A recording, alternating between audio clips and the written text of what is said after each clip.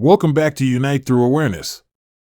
In today's story, we will be watching a live video within Jamaica's home circuit court as Chief Justice Brian Sykes delivers the sentencing on the notorious gang leader, Blackman Bryan. Witness history in the making, but before we get into the video, let me help to break down the details of Blackman's 39.5-year prison sentence, consisting of various charges. Chief Justice Brian Sykes presided over the sentencing of 6 individuals out of the 15 convicted in the One Don gang trial, marking a significant juncture in the legal proceedings. Among those sentenced was the convicted gang Kingpin leader, Blackman Bryan, who was met with the significant verdict of serving 39.5 years behind bars. This sentence consisted of several distinct factors, each reflecting a specific charge against him. For his leadership role within the criminal organization, the 38-year-old musician received a sentence of 21 years and 6 months. Additionally, he was sentenced to 11.5 years for his involvement in facilitating the commission of murder and arson, directly linked to the tragic shooting of a couple in Fisheries, St. Catherine. Furthermore, Blackman faced a 10-year sentence for facilitating a conspiracy to commit murder and an additional 12 years for facilitating the commission of murder by a criminal organization, both associated with the unfortunate demise of an individual known as Outlaw. In another grim chapter of his sentencing, Blackman was met with a 6.5-year sentence for his involvement in facilitating the gang's commission of murder, particularly in the case of Dooley on Chancery Street in St. Andrew, Jamaica. The legal proceedings extended to more heart-wrenching circumstances, as Bryan was additionally handed a 6.5-year sentence for facilitating the gang's murder of a Rastafarian man, along with a 4.5-year sentence for his involvement in facilitating the murder of an unidentified individual. It is noteworthy that some of these sentences will be served concurrently, while others will run consecutively, ultimately culminating in a total prison term of 39.5 years for the notorious gang kingpin Blackman Bryan. If you like watching this sort of story and would like to support my channel, I ask that you like, comment, and subscribe to stay informed on this significant juncture in Jamaica's legal history. Now let's get into the video. So, all of that now indicates that the circumstances of the various offenses facilitated, and it should be noted that in respect of Dooley, in respect of Mr. Jermaine Bryan and Mr. Della Walker, and in respect of the Rastaman, all 3 resulted in deaths. Even though murder is in charge, they actually culminated in deaths. And what we have up to this point is 4 persons dying as a result of Mr. Bryan's leadership, planning, direction, and facilitation. All of these had multiple attackers, firearms, pre-planned and premeditated, arson attack in at least 1, and clearly, since we know that the persons died, that is Mr. Jermaine Bryan and Mr. Della Walker, we know that they died from gunshot injuries. Plan was obvious. You go with the firearm, set the place alight. In the event that they try to escape, they'll be shot and killed. That was the plan. So either way, they're either going to stay inside there and burn to death, or they are going to be shot and killed should they try to escape. As it turned out, they were both burnt, but they died from and shot, and they died from gunshot injuries.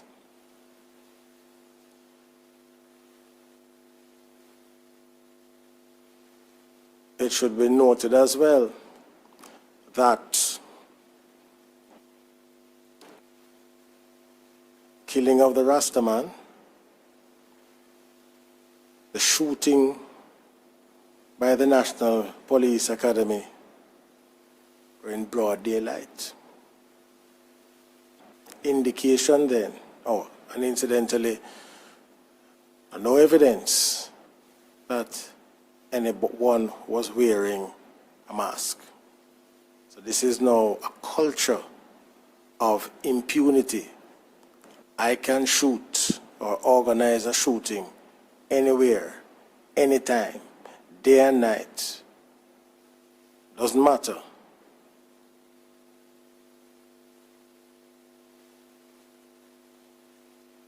The incident by the inside fisheries count 7 and 8, that incident was nighttime. And in respect of count 19,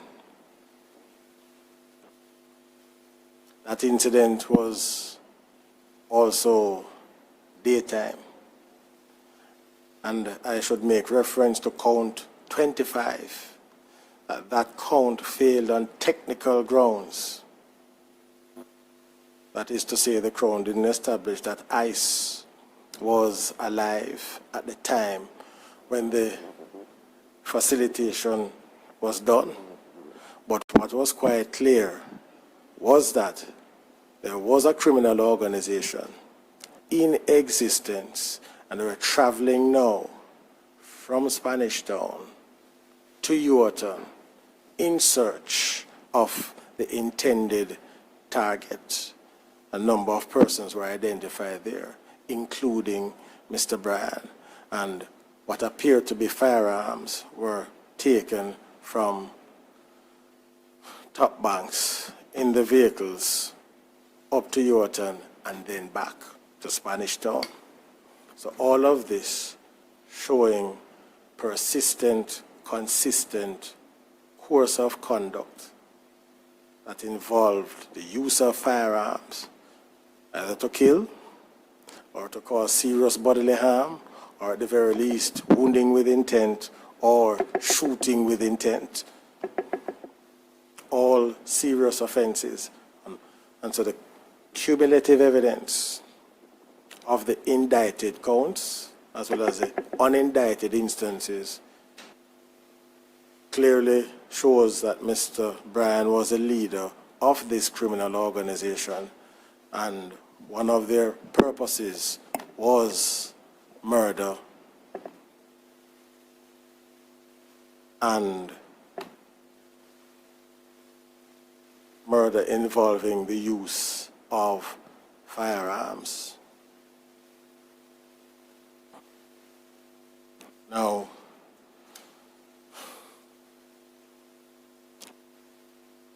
in terms of whether there were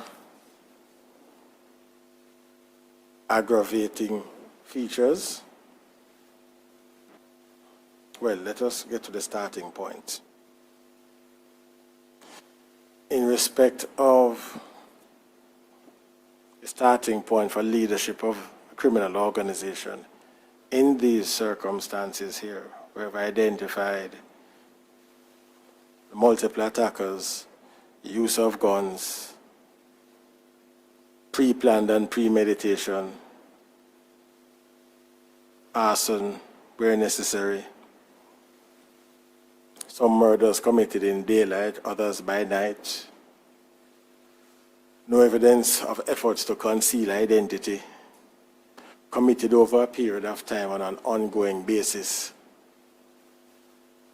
So all of this shows that here was an organization that was operating with impunity.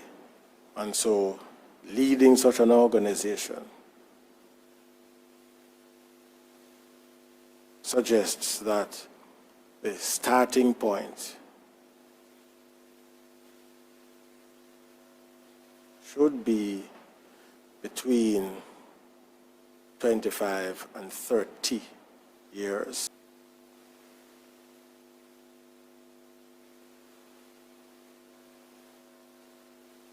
So in my view, the starting point here is 27 years for leadership of the organization. No aggravating factors to take it up further? Well, are there mitigating factors? Has no previous conviction.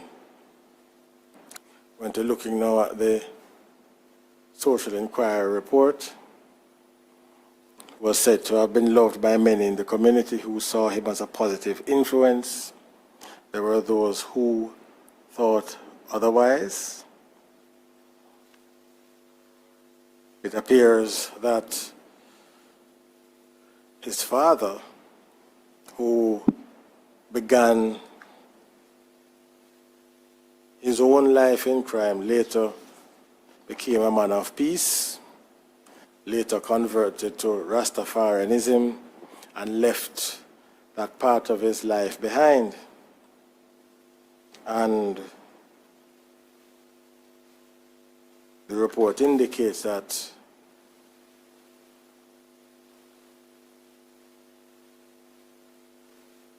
his father was suggesting to him, or at least to the mother and to Mr. Bryan, that there should be this conversion to Rastafarianism.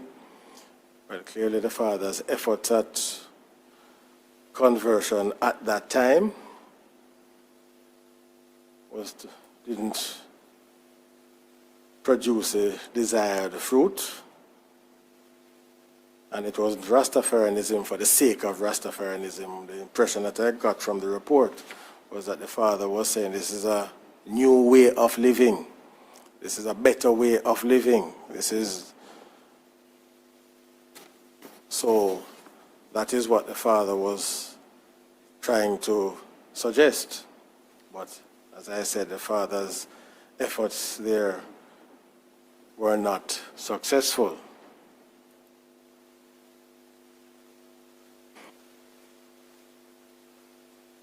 And so he was raised largely, if not exclusively, after a particular point in time by his mom.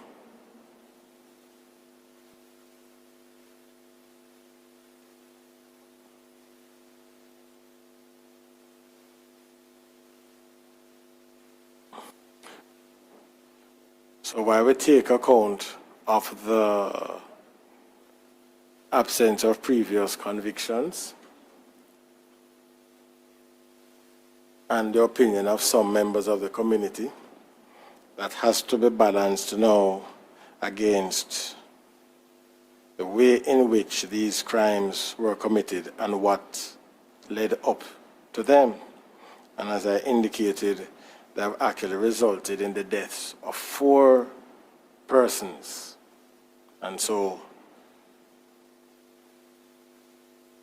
in the context of this case, including considering the prospect of rehabilitation, it is difficult to see any good reason why the sentence on leadership should be reduced other than for the time already spent in custody. And as I indicated earlier, the evidence shows that it doesn't appear that Mr. Bryan intended to give up his life of crime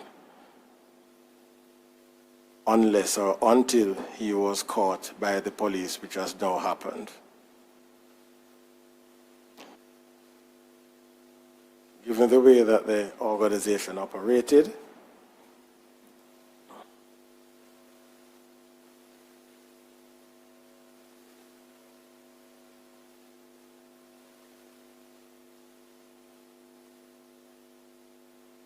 it was one in which violence was a constant part of the way in which it conducted its affairs. And that violence extended to murder and arson and shootings.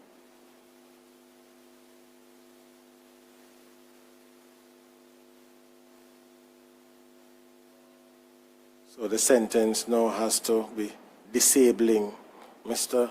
Bryan from being able to conduct this kind of activity for an extended period of time.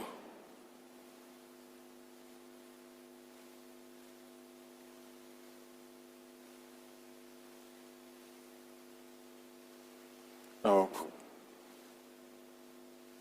in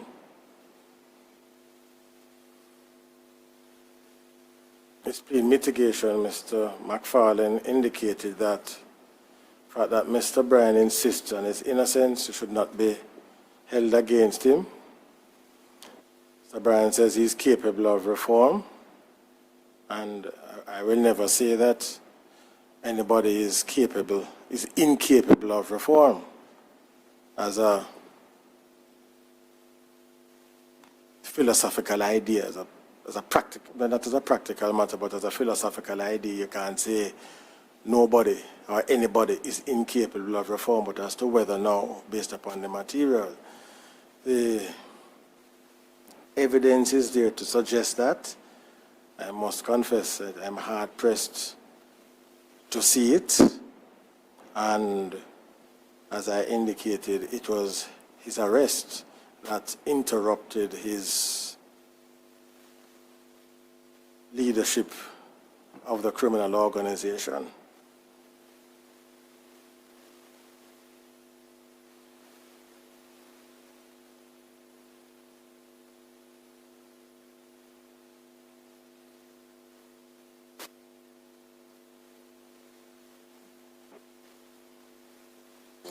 What the evidence shows is that Mr. Bryan was a man of extreme violence and was not afraid or hesitated to kill and to kill again and again and again to further his aims as he saw it.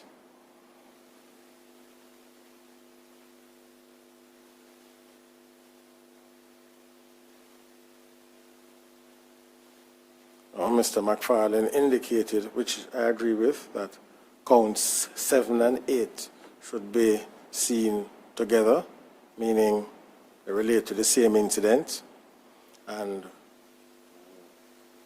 same argument was made in respect of counts 11 and 12, and I agree with that, but counts 6, 15, and 19 are sort of standalone in that they are not paired with any other count on the indictment, at least not just yet. So Mr. McFarlane had suggested that the sentences on count 7 and 8 should be concurrent. I have no disagreement with that. And also that the sentences on counts 11 and 12 should be concurrent. I have no difficulty with that either.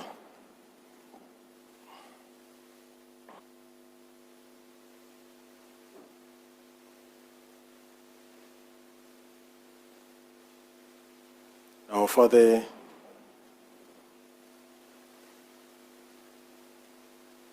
offenses other than count 1, these are facilitation offenses. Well, that's not quite true. They're all facilitation offenses except, well, let me rephrase it. You have facilitation of a substantive offense such as murder, and you have facilitation of conspiracy. Let's put it that way more accurately. So the count 7 is facilitation of murder. Count 8, facilitation of arson. Count 11, facilitation of conspiracy to murder. Count 12, facilitation of murder. Count 15, facilitation of murder. And count 19, facilitation of conspiracy to murder. Facilitation offenses did 3 things, as I said before. They assisted in establishing that a criminal organization existed. They assisted in establishing that Mr. Bryan was a leader of the criminal organization, and that they showed that the offenses were committed over a period of time. So we're going to be grouping count 7 and 8 as one, count 11 and 12 as another, and then we'll look at count 6, 15, and 19 as standalone offenses.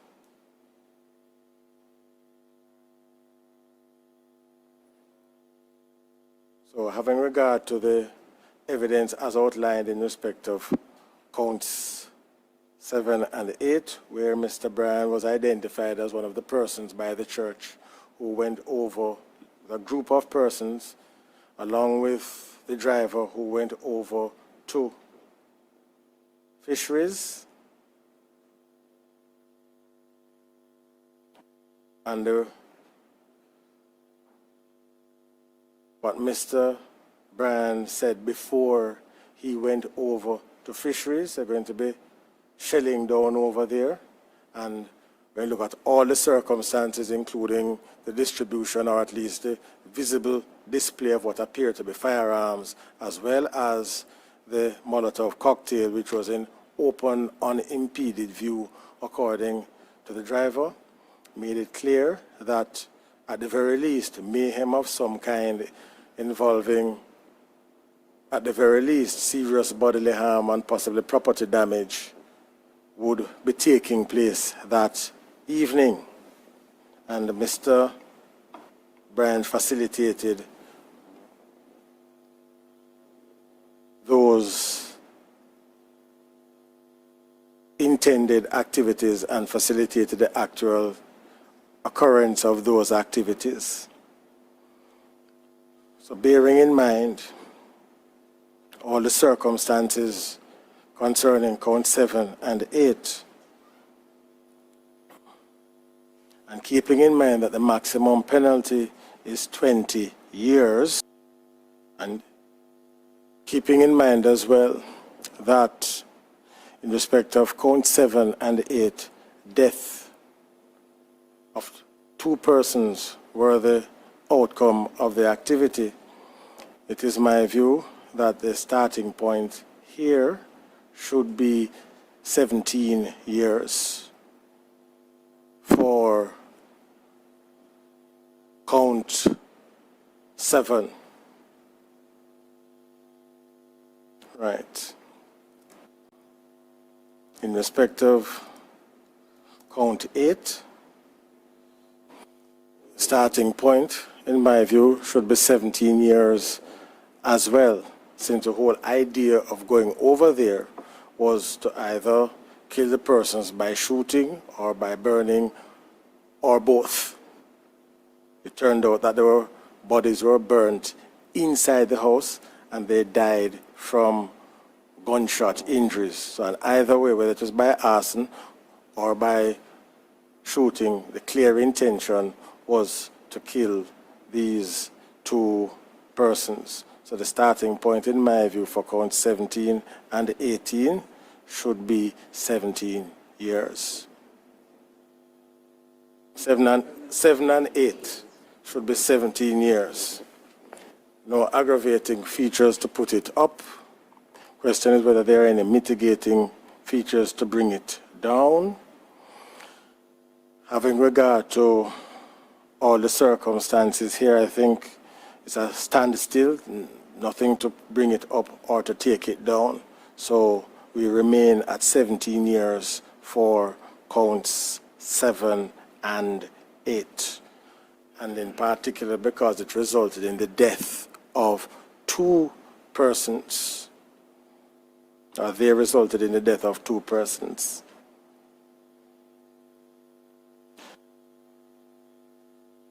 So now we come to counts 11 and 12.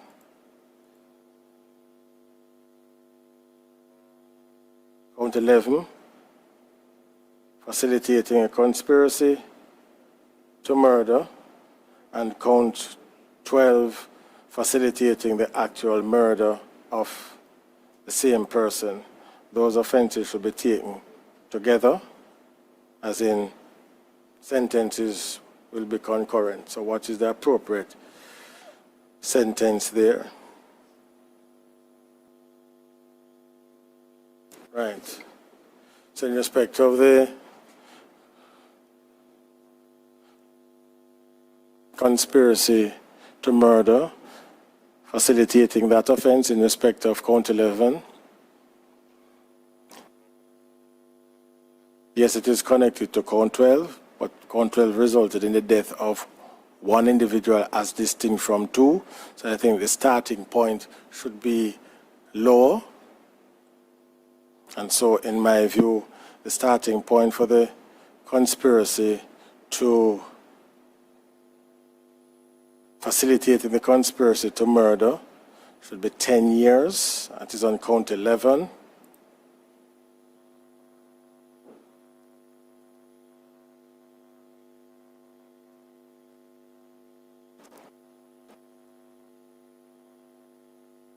In respect of count 12, the starting point should be 12 years. Why 12 years? Keeping in mind that when you're dealing with count 7, there are two persons who suffered death there. Now we have a situation where you had one person, and so the sentence ought to reflect the difference between two persons dying as opposed to one person dying. I'm not saying that one life is inherently more valuable than another, but the number of persons who die should make a difference, and it does in this particular case.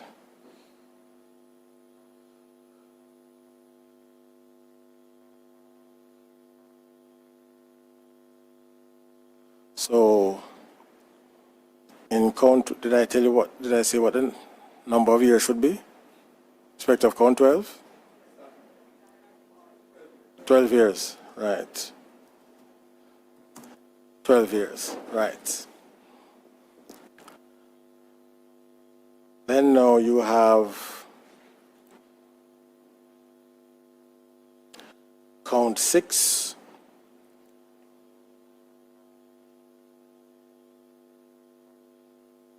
Which is a standalone count. And trying to give effect to the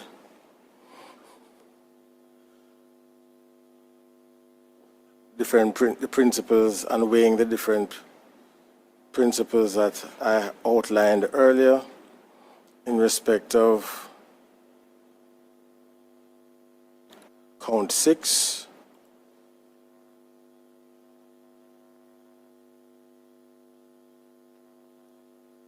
It resulted in the death of one person. It's a shooting death, similar to count 12. I mean, there are differences in the sense that in respect of count 12, it is said that Mr. Bryan drove by, was near to the vicinity of where the gentleman in count 12 was shot and killed, but that is not a sufficient difference to make it more aggravating or less aggravating, as the circumstances are very similar. So in respect of count 6, the starting point is also 12 years there.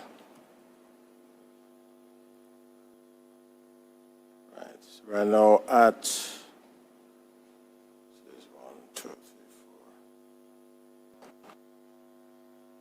15.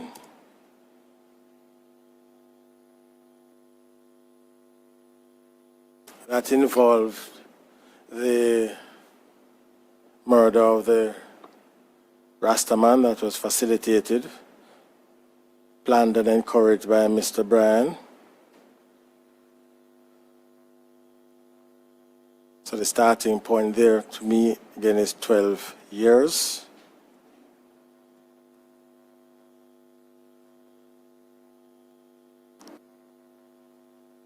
And that takes us to count 19. That was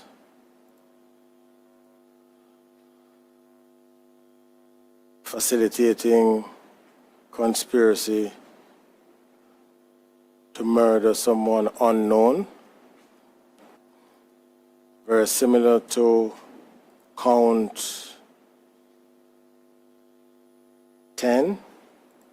And so the starting point there is count 11. Count 11 is 10 years.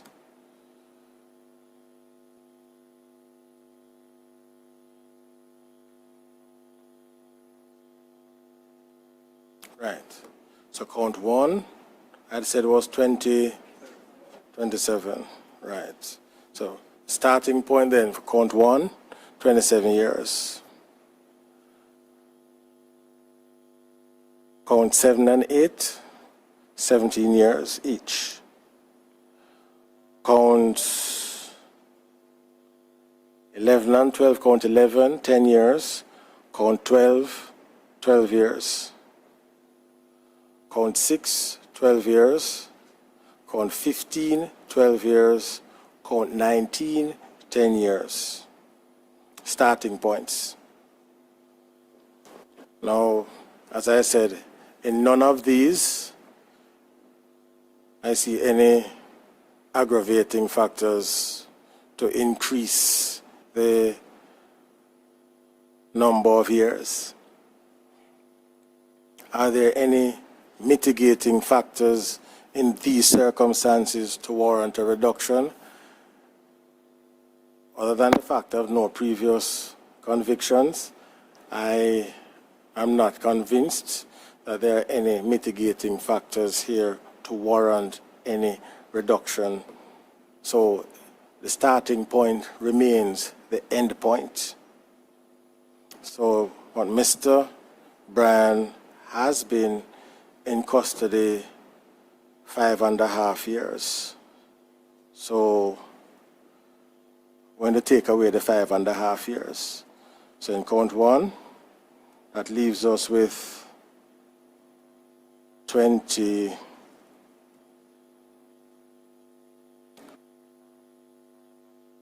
and a half years. 5 from, yes, for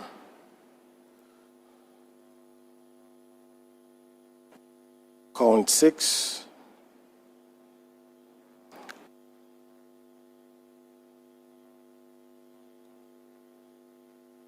that leaves us with 6.5 years.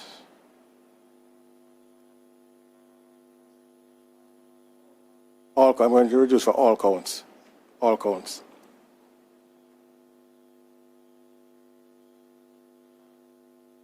Respect of count 7, that would be 11.5 years.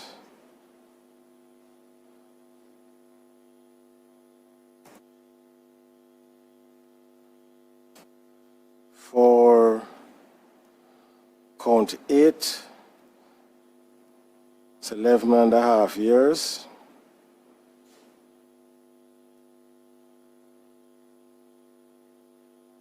For count 11, that's 4.5 years. For count 12, that's 6.5 years. For count 15, that's 6.5 years. And for count 19, that's 4.5 years. Okay. Now,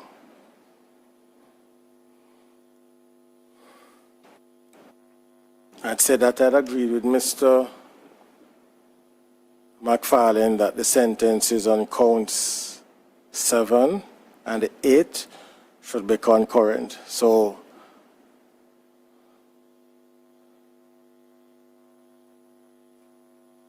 sentences on counts 7 and 8 are concurrent. So that's 11.5 years here. In respect of the sentences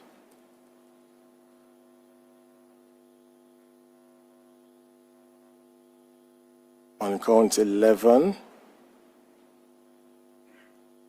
and 12 concurrently, to run concurrently. So that gives you a maximum there of 6.5 years.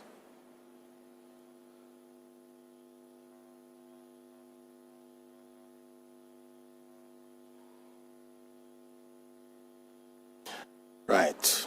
So that leaves us now with counts 6, 15, and 19 and what to do with them. Right, count 1. What to do with them. Now,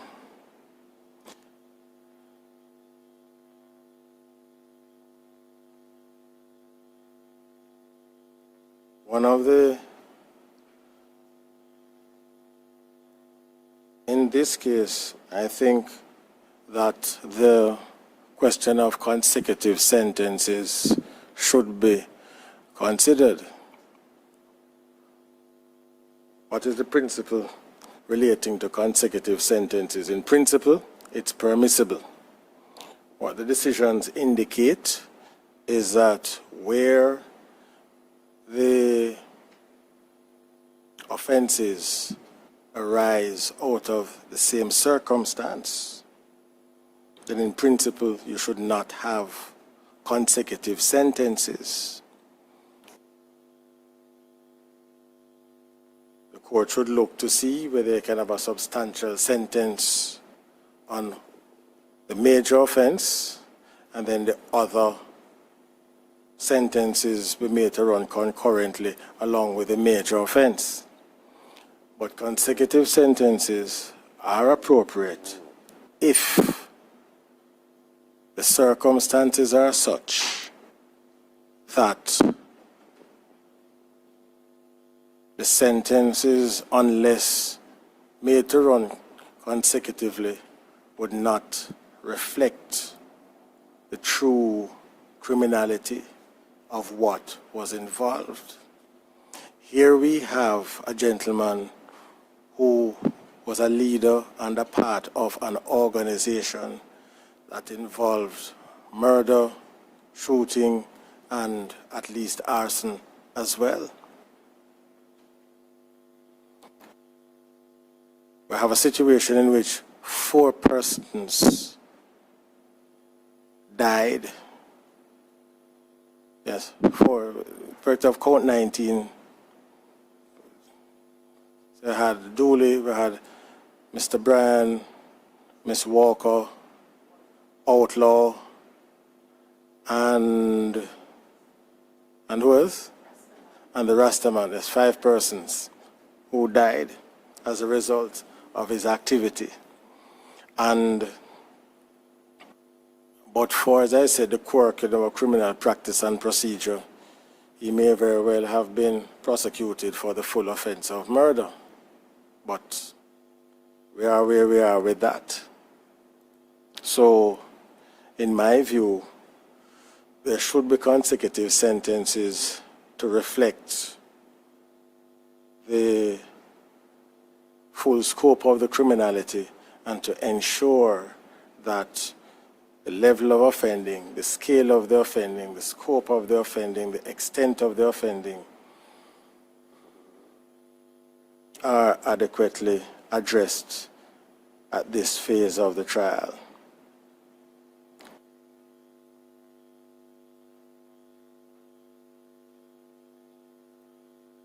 So, this is where we are now.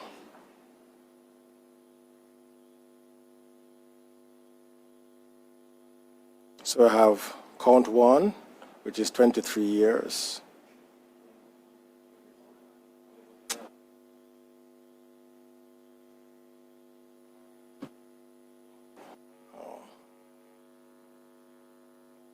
Right. Let me cut and paste here.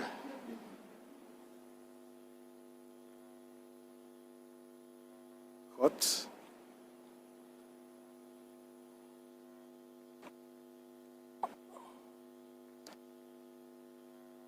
Right. count one, which is 21 and a half years.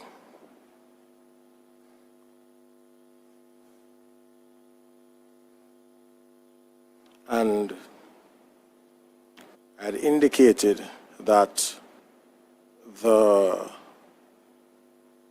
unindicted offenses had established that Mr. Bryan is a leader of the criminal organization. And then the indicted offenses also established that he was a leader of the criminal organization, but they extended the scope over which the offenses occurred and therefore enabled the Crown to adduce all of that evidence to establish that he was the leader. And in that context now it was leader of a violent organization. So that is how we end up now at the 21 years. I have also said that the sentences on count 7 and 8 are concurrent, and the sentences on counts 11 and 12 are concurrent.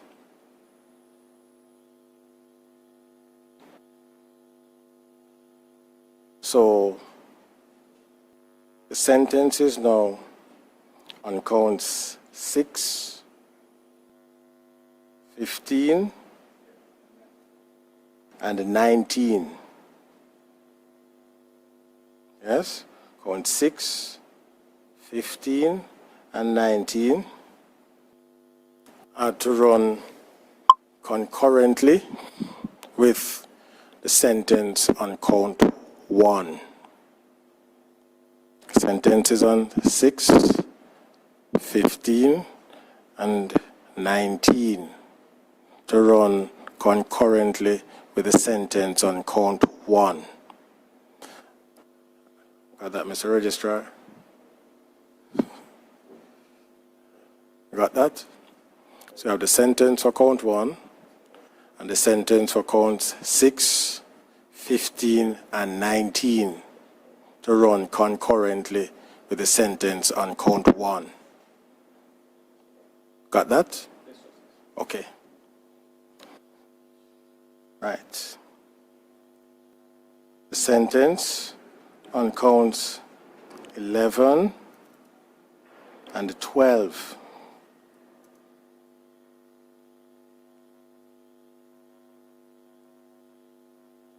With me so far?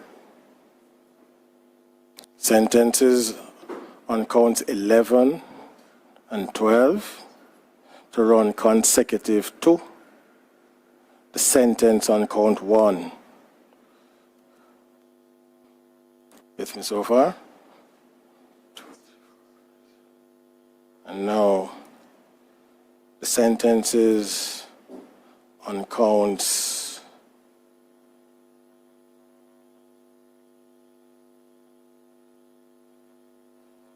7 and 8.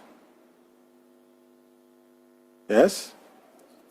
Sentences on count 7 and 8 to be consecutive to the sentence on counts 11 and 12. With me?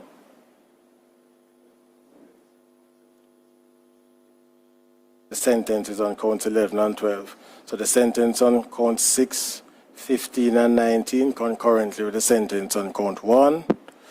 Sentence on count 11 and 12 consecutive to the sentence on count 1. And count 7 and 8 consecutive to the sentences on counts 11 and 12.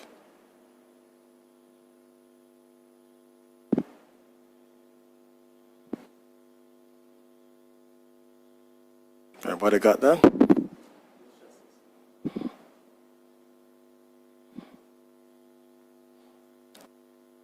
There's 2 consecutive sentences.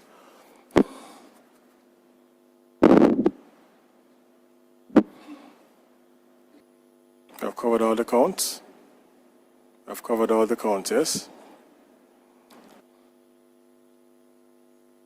So it's 21 and a half plus 6 and a half plus 11 and a half. It's 21 and a half plus 6 and a half plus 11 and a half.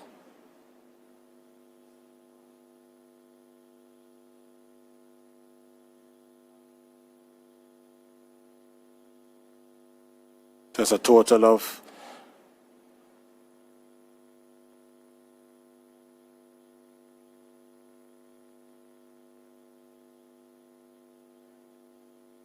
$39.5.